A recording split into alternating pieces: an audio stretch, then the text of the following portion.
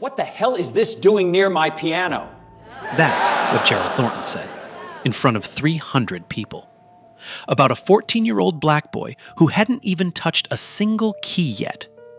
Nobody told him to stop. They just watched. Thornton pointed at the door, voice dripping with disgust. Go back to whatever hood you crawled out of.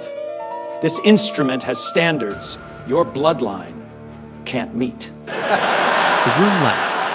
The boy stood there, jaw tight, eyes locked on the piano, not on Thornton. Then he said 3 words no one expected.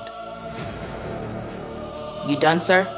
He walked to the bench, sat down, placed his fingers on the keys, and what poured out of that Steinway over the next 4 minutes didn't just silence the room. It broke Gerald Thornton in front of everyone who'd ever feared him. Man, that Steinway broke a grown man in 4 minutes. Who is this kid, and how? But before we get to that auditorium, you need to understand where Byron Patterson came from. Because what he did on that stage didn't come from nowhere. It came from a place most people in that room couldn't even imagine. Church Hill, Richmond, Virginia. If you've never been there, picture this. Narrow row houses packed tight like teeth in a jaw. Cracked sidewalks where the weeds have long since won the war against concrete. Chain-link fences rusting at the hinges.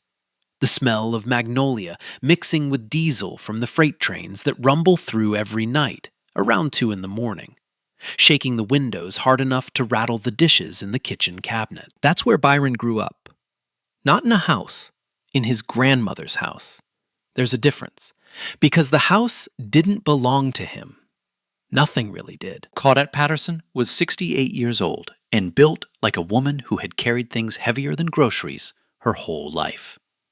She worked 3 days a week as a home health aide, bathing other people's parents, lifting other people's fathers out of wheelchairs, driving 40 minutes each way on a bus that was never on time.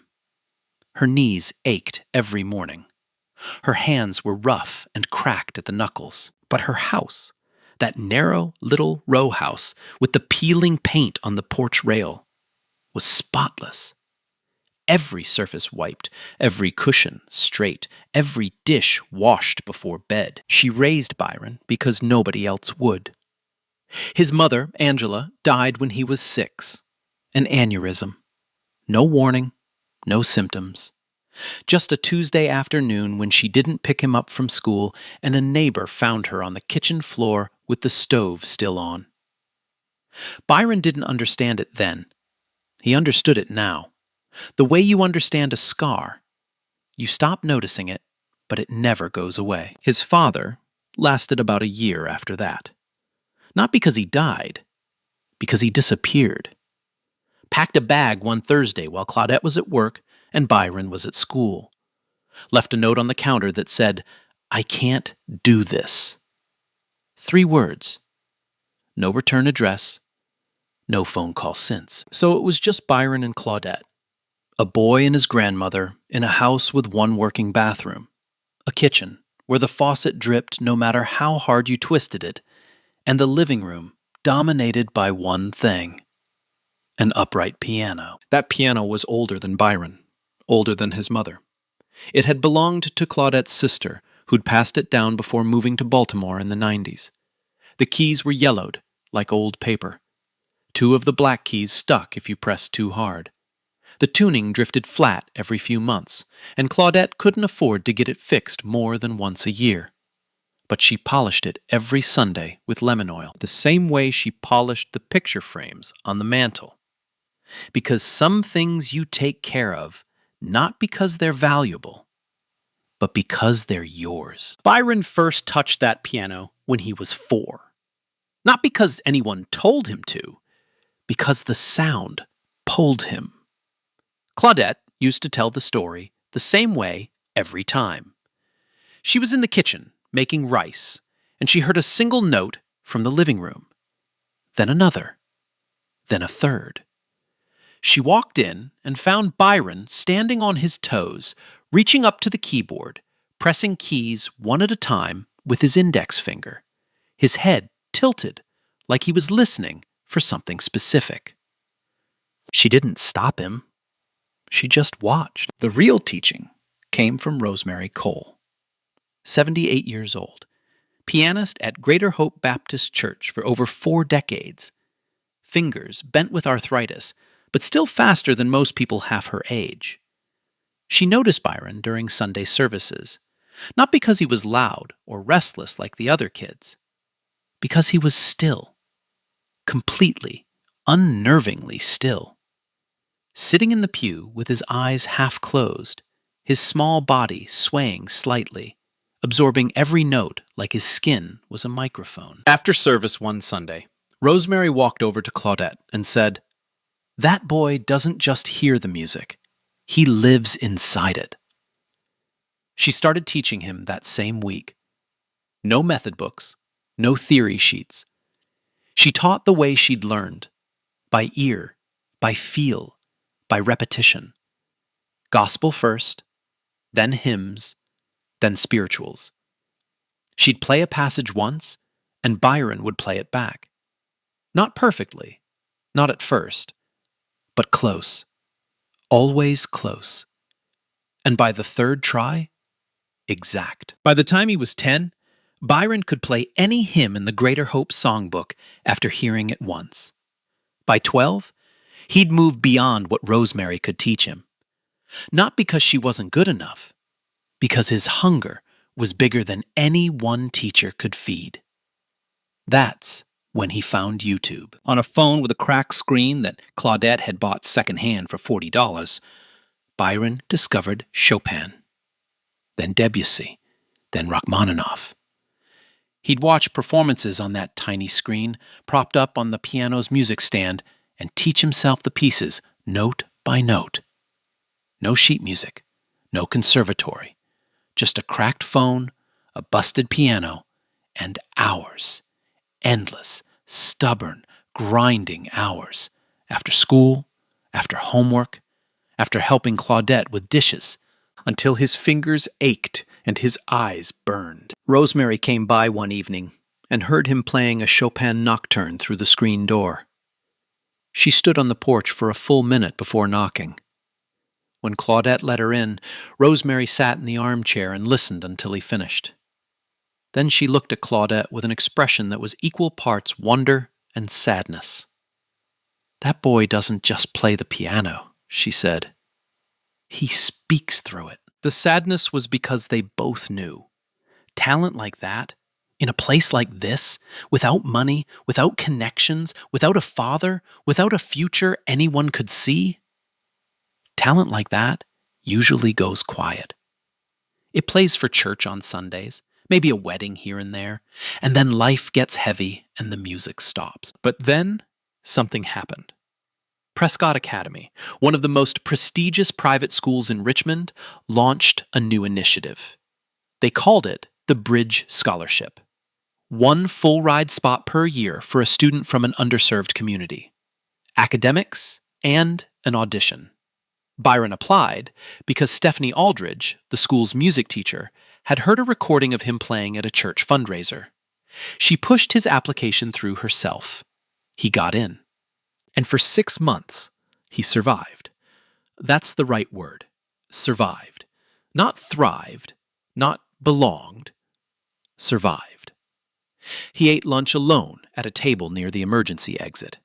His uniform was second-hand, bought from the school's resale shop, always a size too big in the shoulders. He walked through hallways where conversations stopped when he approached, where eyes followed him like he was being tracked, where everything, from the marble floors to the brass door handles, seemed to whisper the same thing. This isn't for you. The school had a Steinway Model D concert grand in the music hall. $120,000 of hand-built precision. Byron walked past it every day on his way to history class. He never touched it. Not once. Because no one had ever told him he could. And Byron had learned a long time ago not to reach for things that weren't offered. Then the Fall Showcase was announced, an annual talent competition open to all students judged by parents and faculty. The winner would receive a feature in the school's arts magazine and a recommendation letter for summer conservatory programs. Stephanie Aldrich found Byron in the practice room one afternoon, playing scales on a beat-up Yamaha keyboard with 3 dead keys. "Sign up for the showcase, Byron." He shook his head. "I don't think that's for me, Miss Aldrich." She pulled up a chair, sat next to him, didn't touch the keyboard. "The piano doesn't care who sits at the bench, Byron. It only cares what you bring." He signed up the next morning. His name went on the list, last slot, bottom of the page. And that single act, writing his name in pencil on a sheet of paper taped to a bulletin board, set off a chain of events that would reshape the future of Prescott Academy. If you think you know where this story is heading, trust me, you don't. Stay with me. Now let's talk about the man in the third row. Gerald Thornton didn't walk into Prescott Academy the night of the showcase. He arrived. There's a difference. Walking is what normal people do. Arriving is what happens when the room adjusts to you before you've said a word. He came through the front entrance at 6:45, 15 minutes before the doors officially opened. Silver hair swept back, not a strand out of place. A charcoal cashmere coat draped over his shoulders like a cape, not because it was cold, but because it looked expensive. Monogrammed cufflinks, GT, catching the light every time he moved his wrists. Italian shoes that clicked against the marble floor with a kind of rhythm that says, "I own the ground beneath me." 2 men flanked him. Donors. Board adjacent. The kind of men who laughed at Gerald's jokes half a second too fast and agreed with everything he said before he finished saying it. Principal Nolan Whitfield met him at the door personally. Not because it was required, because it was expected. Gerald shook his hand, firm, lingering, 2 seconds longer than necessary. It wasn't a greeting. It was a leash. Whitfield smiled, the way people smile when they know who signs the checks. Gerald Thornton owned 11 commercial properties across Virginia, office buildings, retail plazas, a waterfront development in Norfolk that had made the business section of the Richmond Times-Dispatch twice in 1 year. His net worth wasn't public, but his influence was. He had donated over $200,000 to Prescott over the past decade. The music wing, the one with the Steinway, the soundproofed practice rooms, the concert-grade acoustics, bore a brass plaque by the entrance that read, "The Thornton Family Music Center." His son Trent was a junior, 17. Tall like his father, same jawline, same posture. Trent had been playing piano since he was 5, private tutors, summer intensives, a Bosendorfer grand in the family living room that cost more than most people's cars. He was technically proficient. His fingers hit the right notes at the right times. But if you closed your eyes and listened, really listened, you'd hear something missing. There was no ache in his playing, no question, no hunger. Just precision, clean, polished, and completely forgettable. Gerald didn't see it that way. To Gerald, Trent was the heir. The next chapter. And tonight's showcase was supposed to be his stage. But Gerald's influence at Prescott wasn't just about money. It was about philosophy. He sat on the advisory board, and he made sure everyone knew exactly where he stood. When the Bridge Scholarship was proposed 18 months earlier, Gerald was the only board member who voted against it. Not loudly, not with a speech, with a single paragraph in a written statement that Principal Whitfield read aloud at the meeting. "I'm not against opportunity. I'm against lowering the bar and calling it compassion." That sentence did more work than a fist ever could. It sounded reasonable. It sounded principled. And it told every person in that room exactly who was welcome and who was being tolerated. When the scholarship was approved anyway, by a 6-1 vote, Gerald didn't protest. He didn't need to.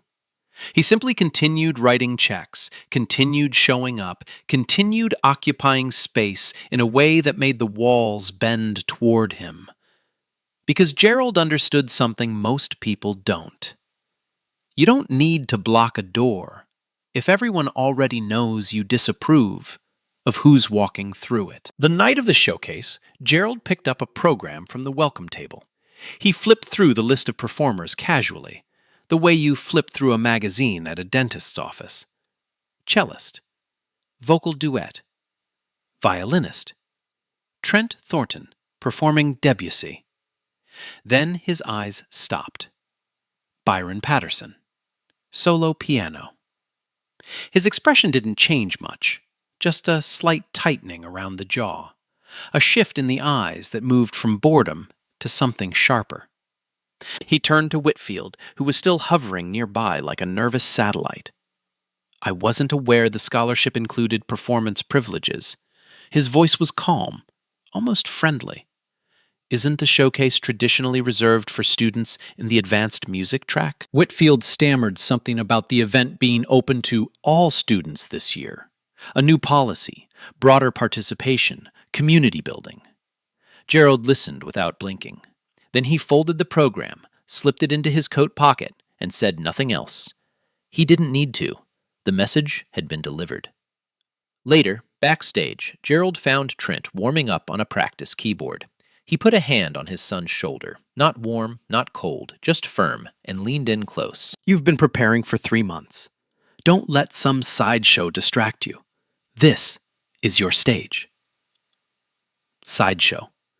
He said it quietly, almost gently, but the word hung in the air like smoke after a match. Gerald Thornton had never lost anything to someone he considered beneath him. He had absolutely no intention of starting tonight. The backstage hallway at Prescott Academy smelled like floor polish and old curtains, the kind of smell that sticks to your clothes and follows you home. Overhead, the stage lights hummed through the ceiling, a low, electric buzz that made everything feel like it was vibrating just beneath the surface. Byron stood in the corner near the fire exit, as far from the other performers as the hallway allowed. His dress shirt was white, ironed by Claudette that morning on a board she'd set up in the kitchen. The collar was slightly too wide. The cuffs came down past his wrists. He kept pulling them back, folding them once, then watching them slide down again. His hands were trembling. Not a lot, just enough that he noticed. 5 other students were backstage. A cellist tuning her strings with the calm of someone who'd done this 100 times. A vocal duo harmonizing softly in the corner, their matching dresses catching the fluorescent light. A violinist pacing back and forth, muttering to himself. And Trent Thornton. Trent sat on a folding chair near the stage door, a practice keyboard across his lap, running through Debussy's Clair de Lune, with the easy confidence of someone who had never once questioned whether he belonged on the other side of that door. 2 friends stood beside him. One was scrolling through his phone. The other was laughing about something that had happened in calculus. Trent looked up as Byron adjusted his collar for the 3rd time. He studied him for a moment, the way you study something that confuses you, but doesn't threaten you. "You're really doing this?" Trent said. Not cruel, not kind, somewhere in between. Brave. The word sat in the air like a coin flipped and never caught. It could have meant anything, but they both knew what it meant. Foolish. Byron didn't answer. He just looked at the stage door and waited. The showcase began at 7 sharp. Principal Whitfield gave a 2-minute introduction that nobody remembered. Then the performances started. The cellist went first. Clean, technical, polite applause. The vocal duo followed. Good harmonies, a few pitch issues in the bridge, but the audience smiled through it. The violinist played a Bach partita with visible nerves and shaky vibrato. More polite applause. Then Trent Thornton walked out. The reaction was immediate. Gerald straightened in his seat. The two donors beside him leaned forward. The applause before Trent even played was louder than anything the previous 3 acts had received combined. Trent sat at the Steinway with practiced ease. Back straight, chin up. He played Debussy's Clair de Lune the way he'd been taught, accurately, cleanly, with dynamics that followed the score like a GPS following a route. Every note was where it was supposed to be. Every phrase shaped the way his tutor had shaped it for him. It was correct. It was competent. And when it was over, the audience clapped hard and long, not because the performance moved them, but because of the last name attached to the fingers. Gerald nodded once, satisfied, the way a man nods when the world is behaving exactly the way he's paid it to. Then the 5th performer, a flute player, took the stage for a brief handle piece. Solid. Unremarkable. The audience was already reaching for their programs to check what came next. And what came next was the last name on the list. Our final performer this evening, Byron Patterson, solo piano. The shift was instant. Murmurs rippled from the back rows forward like wind through tall grass. A student in the 4th row whispered loud enough for everyone nearby to hear. Wait, seriously? Is this a joke? 2 parents exchanged glances. A woman in the 2nd row tilted her head the way people do when they're watching something they've already decided won't be good. Byron walked out from the wings. Undersized shirt, taped glasses. The only black student to set foot on that stage all night. Every step he took toward the Steinway added another layer of silence. Not the respectful kind, not the anticipatory kind. The kind that comes right before people decide whether to laugh. They decided fast. It started in the back. A snicker. Then a chuckle from the middle section.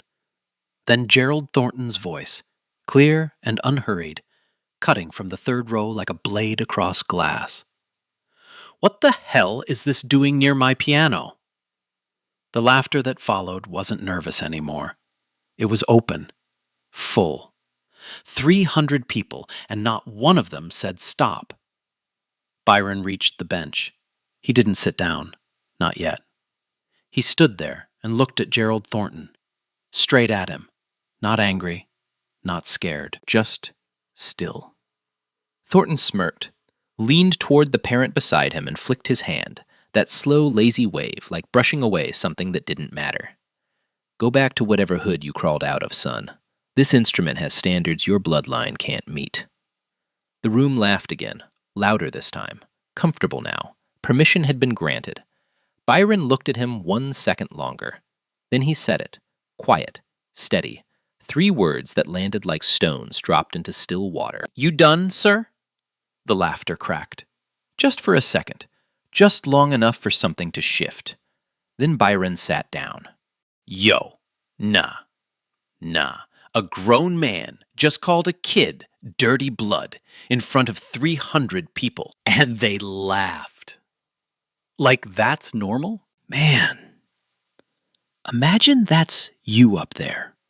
You walking away or sitting down. Byron's hands rested on his knees, palms down, fingers still. The laughter was fading, but it hadn't stopped. It lingered in the corners of the room like cigarette smoke, thin, bitter, everywhere.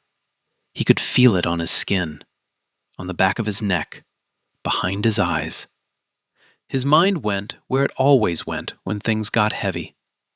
Walk away. That was the voice. The quiet one. The one that had kept him alive at Prescott for 6 months. The one that told him to eat lunch by the emergency exit. The one that told him not to touch the Steinway.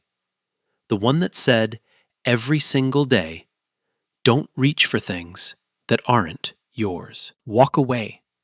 Save yourself. Nobody here wants to hear you play. Nobody here thinks you can. And if you try and fail, if your fingers slip, if your mind goes blank, if the music doesn't come, then the laughter won't just be tonight. It'll follow you through every hallway, every classroom, every morning for the rest of your time at this school.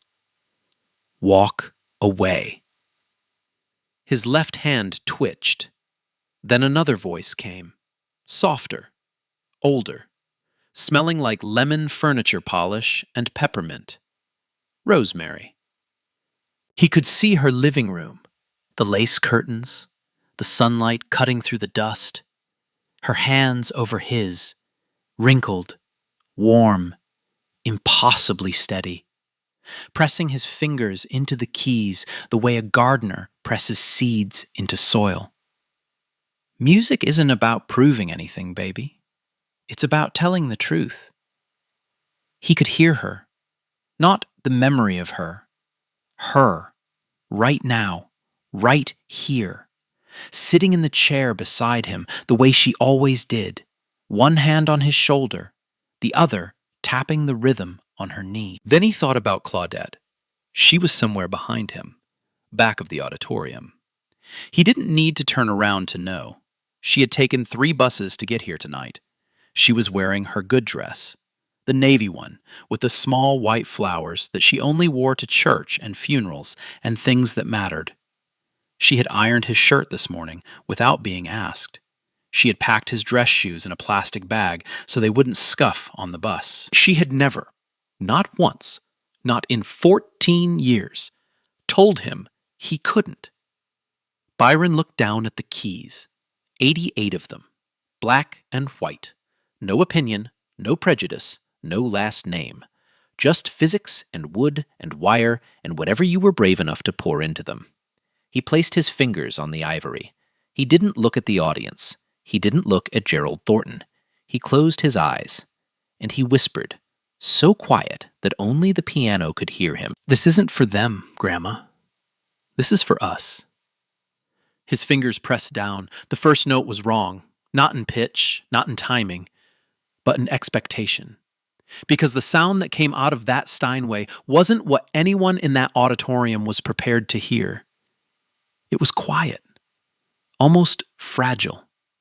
A single phrase from Chopin's Ballade No. 1 in G minor, one of the most demanding pieces in the classical repertoire, played so softly that the back rows leaned forward just to catch it. Byron's fingers trembled on the keys.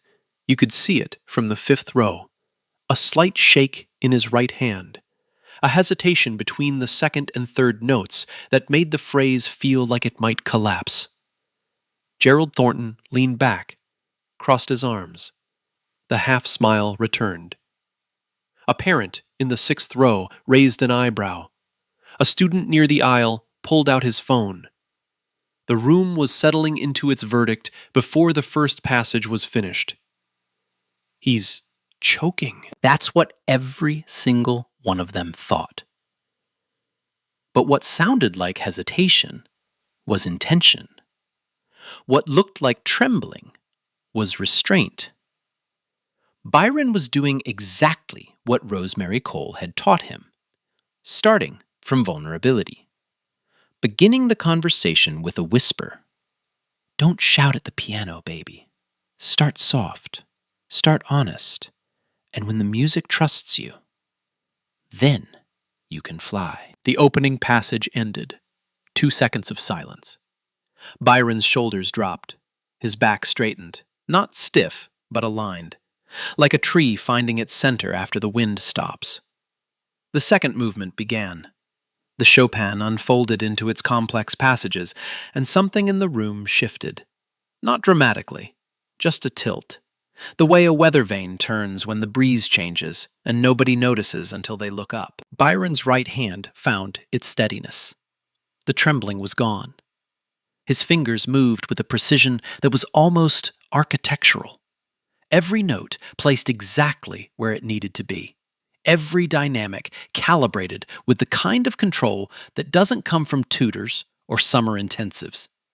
It comes from 10,000 hours on a busted upright with 2 sticky keys and a cracked phone screen propped against the music stand. The parent put her hand down. The student locked his phone. A teacher by the window turned and stared at the stage. Stephanie Aldridge gripped the doorframe by the side exit, knuckles white. Not from fear, from recognition. She had heard Byron on that terrible Yamaha keyboard. She had known he was good. She had not known he was this. The Chopin cascaded. Right hand flying through 16th notes like water over river stones. Left hand carrying a bass melody underneath so deep and steady it felt less like music and more like a heartbeat. Crescendos built and released with the timing of someone who understood that music isn't just about the notes. It's about the space between them. A mother in row 7 forgot she was holding her phone. A father 2 seats from Gerald leaned forward, mouth open. A girl in the front row pressed her hand against her chest. Gerald's arms were still crossed. But the half-smile was gone. Then, 3 minutes in, Byron did something nobody expected. He finished the Chopin passage. The last note hung in the air like a question mark. The audience waited for him to lift his hands, to stand, to accept polite applause. He didn't stop. His left hand shifted 2 octaves down, and a new sound began. It wasn't Chopin anymore. It wasn't anything printed on sheet music. It was Byron. The melody started with a gospel phrase, simple, ancient, aching. The sound of Rosemary Cole's hands on a Sunday morning. Claudette humming while she folded laundry at midnight. Church Hill, the trains, the creaking porches, the laughter through screen doors on summer nights. But it didn't stay there. Jazz harmonics crept in, minor sevenths, blue notes that bent the air like heat off pavement. Classical structure returned, wrapping around the jazz like vine climbing a wall. The left hand laid down pure blues, raw, heavy, rooted. The right hand wove ornaments above it, Chopin and gospel, and something entirely new, braided into a sound that had no name and needed none. The auditorium changed. You could feel it. People weren't listening anymore. They were inside it. The music wasn't performing for them. It was happening to them. Then Byron brought it down. The runs thinned to a single melodic line. The left hand went quiet. The right hand played a phrase so simple it sounded like a child picking out notes for the first time. Except every note was chosen with the precision of a surgeon. Then silence. His hands hovered above the keys, not touching, suspended like held breath. The auditorium was so quiet you could hear the heating system clicking through the vents. A program rustled in the back. Someone swallowed. 3 seconds of nothing. Gerald's arms had uncrossed. He didn't remember doing it. His hands pressed into his thighs, fingers gripping the fabric. The smugness was gone. The confidence was gone. 1 second more. Then, Byron struck. The final movement detonated. His hands came down with a force that sent a shockwave through the room, a thunderous eruption fusing classical virtuosity with raw, percussive gospel energy. His body moved with the music, swaying, leaning, head tilted back, eyes closed, jaw set. His fingers moved at a speed that shouldn't have been possible. Runs climbing the entire keyboard and diving back, chords stacking 5 and 6 notes deep. Rhythms, shifting time signatures, mid-phrase, like a river jumping its banks. The Steinway roared. The sound filled every corner, vibrated in rib cages, rattled programs and laps, pressed against the walls like it was trying to escape. A father in the back row stood up. His body just did it. His wife looked at him, then at the stage, and stood too. Claudette sat in the second-to-last row, both hands pressed to her chest, tears running in 2 straight lines. She didn't wipe them. She just watched her grandson become something the world had tried to tell him he couldn't be. Trent stood in the wings, mouth open, hands at his sides. No jealousy, just astonishment. Pure, unguarded, the kind that rewrites everything you thought you knew. The final chord rang out, massive, resonant, filling the room the way sunlight fills a cathedral, everywhere at once, impossible to ignore. Byron lifted his hands, placed them back on his knees, palms down, fingers still, exactly where they started. Silence. 1 second. 2. 3. Nothing but the dying vibration of the strings, fading like the last light of a sunset. Then a single clap. Stephanie Aldridge, by the side door, hands coming together, fast, sharp, almost desperate. Then another, row 12, then row 6, then the back, then the middle. Then the room exploded. This wasn't polite applause. This wasn't the measured clapping that followed the cellist or Trent's perfectly adequate Debussy. This was visceral, uncontrolled. 300 people hit by something they didn't know they needed and couldn't pretend they hadn't felt. Students leaped up. Parents stood, hands over mouths, wiping eyes, shaking heads. The ovation built and built and did not stop. Byron remained seated.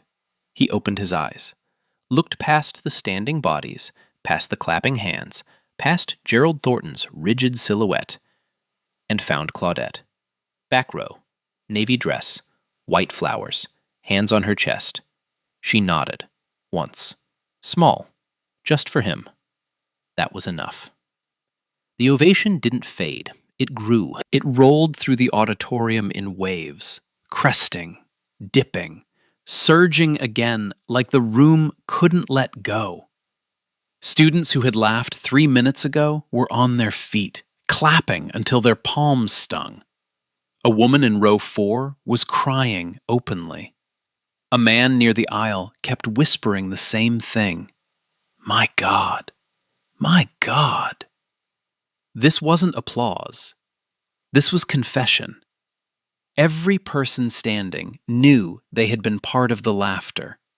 They had heard Gerald's voice, heard the word bloodline, and done nothing. Now they were all standing, but for a very different reason. Stephanie Aldridge walked to the stage, not because anyone asked, because she couldn't stop herself. She placed her hand on Byron's shoulder, didn't speak. The piano had said everything. Then the room shifted, slowly, collectively, toward the third row. Gerald Thornton was the only person still sitting, jaw locked, fingers gripping the armrests the way you grip something when the ground is moving and you need to believe it isn't. Eyes fixed on nothing. The stare of a man whose world had just cracked, and he was trying to hold the pieces together in front of 300 witnesses. The donors beside him were standing, clapping. They hadn't looked at Gerald. His wife glanced at him. Her expression wasn't anger. It was worse. The quiet, exhausted recognition of someone who had watched this version of her husband for years and just saw the moment it stopped working. Trent stood in the wings. He turned and looked toward the auditorium, not at Byron, at his father. And for the first time, what crossed his face wasn't admiration or loyalty. It was disappointment in Gerald. Gerald stood, buttoned his coat. One button, precise. The gesture of a man who wants the world to believe he's choosing to leave, not being pushed out. He stepped into the aisle and moved toward the exit. But the room was standing, the aisle was narrow, and he had to squeeze past people too busy clapping to move, or too aware to bother. As he passed the edge of the stage, Byron spoke, not loud, not sharp, just clear enough. The piano didn't ask my name, sir. It only asked if I had something to say. Gerald stopped. One step, half a breath. He looked at Byron. Maybe truly looked at him for the first time all night. Then he kept walking. The doors closed behind him with a soft click that sounded, in that beat between ovations, like a period at the end of a very long sentence. The room erupted again. Not for the music this time. For the boy. The auditorium emptied slowly that night. Not because people had nowhere to go, because they didn't want to leave. Byron stood backstage near the fire exit. Same spot, same too wide collar, same taped glasses. But the hallway was full now. Students he'd never spoken to were introducing themselves. A girl from his history class touched his arm and said, "I'm sorry I never talked to you before." A sophomore he'd seen in the cafeteria every day for 6 months shook his hand and held it a beat too long. A father who worked in arts education handed Byron a business card. Didn't give a speech, just said, "When you're ready, call me." Byron slid it into his shirt pocket.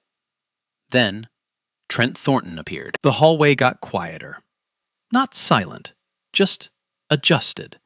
The way a room shifts when two people are about to have a conversation that matters.